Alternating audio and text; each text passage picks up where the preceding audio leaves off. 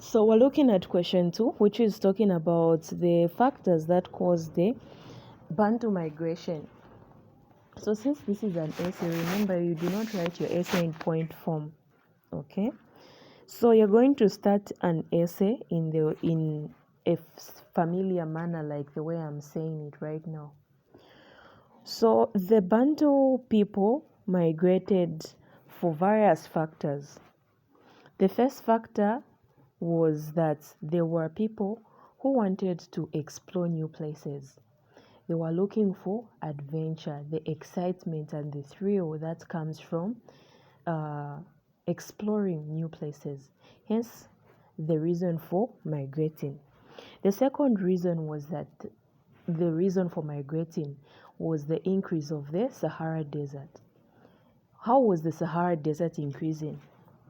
You see, when you're cutting down trees for firewood and you're not planting new trees to replace those that you have cut, you're causing desertification. So the more they cut down those trees for firewood, the larger the area for deserts increased. So now as the desert area increased, the conditions of living became very unbearable. You see, deserts are very hot and the water is very hard to find. So the conditions for living in the desert became unbearable. Hence they started looking for places which were conducive to living. Hence the second reason for the Bantu migration.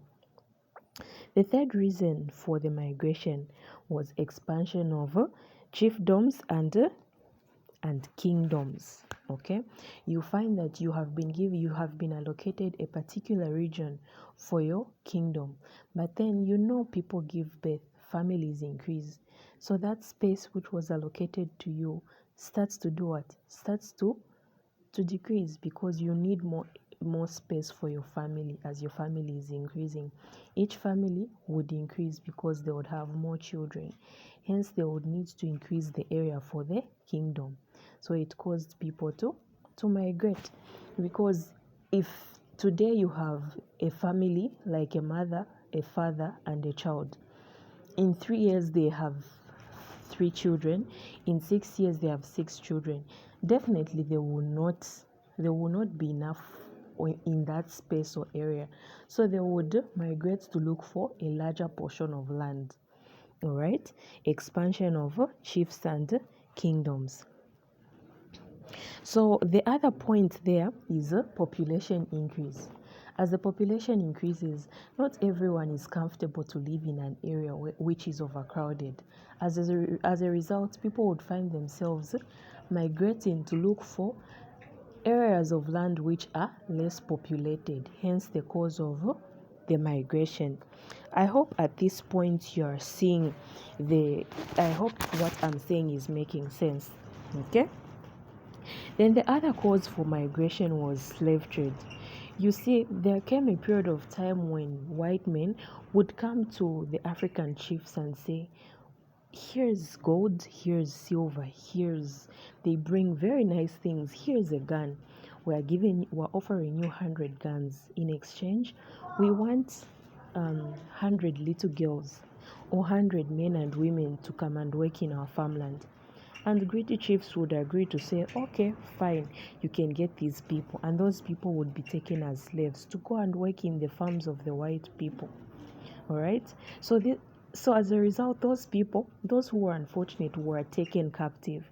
But those who just heard that this is happening started fleeing to look for areas which were not known by the chiefs at the time. So as a result, those who were very sharp would run away in advance. We might be taken as slaves. So as a result, let's just find an area. Let's run away and find a place where they can't find us. So slavery is one of the reasons of the Bantu migration. The other cause for Bantu migration was succession dispute. Now, what is succession dispute? You see, in a kingdom, let's say there's a chief who has 2 children or 2 sons. Okay, a chief has 2 sons. So now the chief is almost dying, and then maybe the rule states that the firstborn male will be the next chief. And then because of pride or any other reason, the second born says, but why does this person have to be a chief? I can also become chief. Why does this person have to be a chief? I can also be a chief. So the dispute is like a quarrel. The law states this, but then there's always that one person who's saying, no, let's not follow the rules. I can also become a chief. And hence they start fighting. No, the law says I should be the chief because I'm the firstborn. The secondborn says, no, we don't have to follow the rules. Even me, I can be a chief. They start fighting. That is where now people would kill each other. So now in the case where the secondborn is stronger than the firstborn, what happens? They'll start fighting. They'll harm one another. As a result, you'll find that maybe the firstborn runs away so that they don't get killed. Okay, so that is what succession disputes were all about. So that person who was less stronger than the other would find themselves running away to look for an area where they could start their own kingdom, because they were not able to be a kingdom in their own land. So that is what succession dispute was about. Then the other reason for the Bantu migration was the war. Imagine you've been living peacefully and then a war starts. Today you hear shootings, people die. You think maybe tomorrow everything is going to be okay. And then what happens? Even tomorrow the same situation happens. You think it's going to end 1 week, 2 weeks, 1 month. As a result, you run away because no one wants to die in a war. And then what would happen is, if you're defeated, you'd be taken by the group that has defeated you people, and you would go and be slaves in their kingdom. Okay, so as a result, if you don't want to go and be a slave in someone's kingdom, you just run away and look for a place which is peaceful. So all these are reasons or factors for that cause the Bantu migration. Okay, then evidence of Bantu migration. I'm looking for a map. Okay, this is the map right here. So you see this black box here. This is the area in which people were living. And then due to those reasons of migration, people started migrating southwards and eastwards, for the reasons we have just talked about in this lesson. Okay, so now what is the evidence that is there that the people who are living in these regions, they used to live in this black box area right here? So the evidence is right here on page 31. Is it? Okay, genetics.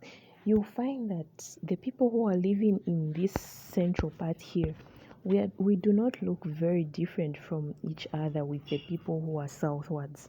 Okay, there's a genetic link. We are not so different. You find that even the color is very similar.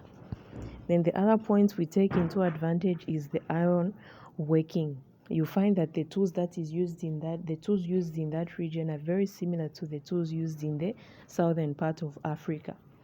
Then the languages spoken by the people in this area are very similar to languages spoken in people in southern Africa. That is why you see similarities in our languages.